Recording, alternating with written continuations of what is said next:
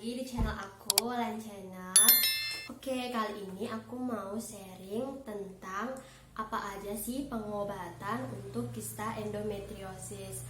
Nah, sekali lagi yang akan aku sharing ini berdasarkan pengalaman aku yang udah aku laluin kemarin waktu aku menjalani pengobatan kista endometriosis. Seperti di video sebelumnya yang aku pernah cerita bahwa aku sudah 3 kali mengalami kista endometriosis dan aku sudah melewati 2 kali operasi ya secara laparotomi dan laparoskopi, dan aku juga pernah menjalani terapi hormon. Nah, kira-kira apa aja sih pengobatan jika kamu mengalami gejala-gejala atau kamu mengalami kista endometriosis yang ukurannya masih kecil ataupun yang sudah parah? Berdasarkan artikel yang aku baca dan beberapa konsultasi dengan dokter, ada beberapa pengobatan untuk penderita kista endometriosis. Jadi, jika ada seseorang yang mengalami kista endometriosis, tidak serta-merta akan langsung dioperasi. Jadi itu tergantung dengan kondisi kistanya. Jika kistanya endometriosis itu belum parah, mungkin pengobatannya pun tidak sampai ke tahap operasi. Nah, yang aku share ini juga tuh berdasarkan teman-teman aku yang seperjuangan menghadapi kista endometriosis. Tujuan dari adanya pengobatan atau penanganan kista endometriosis yaitu untuk mencegah terjadinya gejala, memperlambat atau menghambat pertumbuhan jaringan endometrium di luar rahim, kemudian untuk meningkatkan kesuburan dan mencegah endometriosis kambuh. Penanganan atau pengobatan kista endometriosis ini bisa melalui dengan obat-obatan, terapi hormon, dan yang ketiga yaitu operasi. Penanganan tergantung dengan kondisi kista endometriosisnya. Jika kondisi kista belum parah atau ukurannya masih kecil, biasanya pengobatannya dengan obat-obatan atau terapi hormon. Namun jika kistanya udah besar dan berisiko, mau tidak mau yaitu dengan operasi untuk mengambil atau mengangkat kistanya. Penanganan atau pengobatan yang pertama menggunakan obat-obatan jika kondisi kistanya kurang lebih dari 5 cm. Dan tujuan obat-obatan ini yaitu untuk meredakan nyeri, contohnya antiinflamasi non-steroid seperti ibuprofen. Pengobatan kedua yaitu dengan terapi hormon. Tujuan dari terapi hormon ini tuh untuk memperlambat pertumbuhan jaringan endometriosis dengan menghentikan atau membatasi produksi hormon estrogen. Biasanya terapi hormon ini tuh bisa berupa dengan KB, entah itu mau pil, IUD, KB suntik, dan terapi hormon dengan obat seperti Visane, Yasmin, dan lain sebagainya.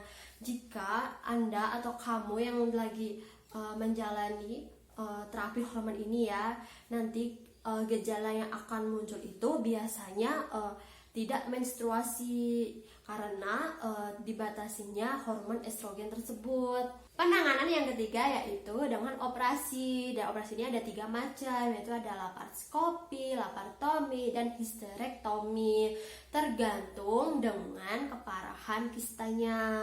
Untuk operasi laparoskopi biasanya diberikan kepada pasien dengan kondisi kista endometriosis yang udah cukup besar atau parah, namun pasien ingin tetap punya keturunan atau mau program hamil.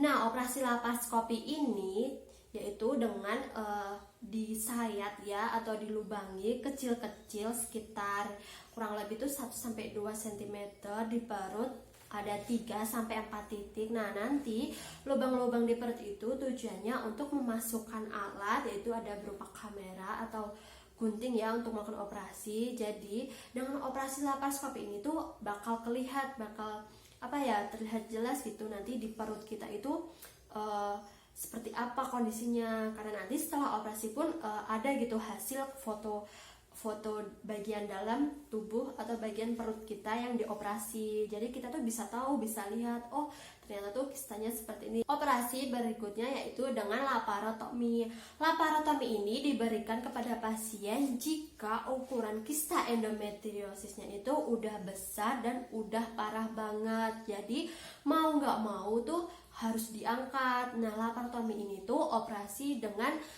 sayatan yang cukup lebar di perut, seperti halnya dengan operasi sesar. Jadi perutnya disayat, dibedah lalu diangkat kista endometriosnya. Biasanya laparotomi itu juga buat operasi jika terjadi perlengketan antara kista endometriosis dengan organ lain di dalam perut kita. Operasi yang ketiga yaitu dengan histerektomi. Nah, operasi ini yaitu jika kondisinya udah benar-benar fatal banget atau parah banget, yaitu dengan pengangkatan rahim, pengangkatan serviks ataupun pengangkatan ovarium. Nah, efek samping dari histerektomi ini yaitu pasien tidak bisa hamil karena yaitu ovariumnya, rahimnya diangkat. Biasanya operasi ini tuh ditujukan kepada wanita yang udah mempunyai anak dan kondisinya tuh emang udah bener parah banget. Nah, untuk pengalaman aku sendiri, aku udah pernah mengalami atau menjalani pengobatan dari obat-obatan, laparoskopi dan laparotomi.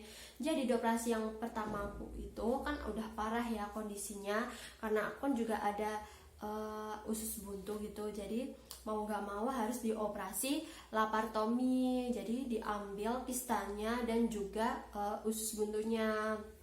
Nah, untuk operasi yang kedua itu aku laparoskopi. Tapi sebelum laparoskopi itu aku diterapi hormon dulu selama kurang lebih tuh 3 bulan dengan suntik tapros.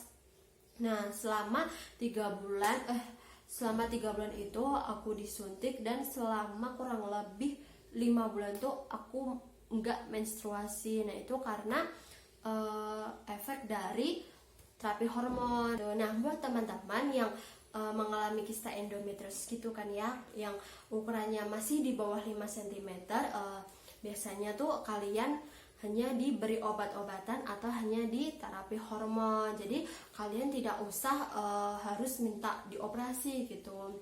Dan apabila teman-teman mengalami atau kistanya lebih dari ukuran 5 cm lalu dokter menyarankan untuk operasi, ya teman-teman harus harus mau gitu, harus legowo, harus ikhlas gitu kan ya, ketimbang nanti kistanya semakin membesar lalu malah nanti berdampak dengan organ yang lain seperti terjadinya perlengketan. Karena jika ukuran udah terlalu besar, jika mau disuntik hormon pun juga untuk efek pengecilannya atau kesemuanya tuh sedikit gitu. Jadi mau gak mau ya harus dioperasi, harus diangkat kistanya. Nah, cukup sekian video sharing dari aku. Semoga teman-teman menikmati videonya, semoga videonya bermanfaat. Jangan lupa ya di like videonya. Jika teman-teman ada pertanyaan atau mau curhat, bisa komen di bawah atau DM aku di Instagramku @wulanmanyun. Dan jangan lupa untuk subscribe channel ini supaya aku lebih bersemangat bikin kontennya, lebih semangat berbagi ilmu kepada teman-teman. Terima kasih. Wassalamualaikum warahmatullahi wabarakatuh.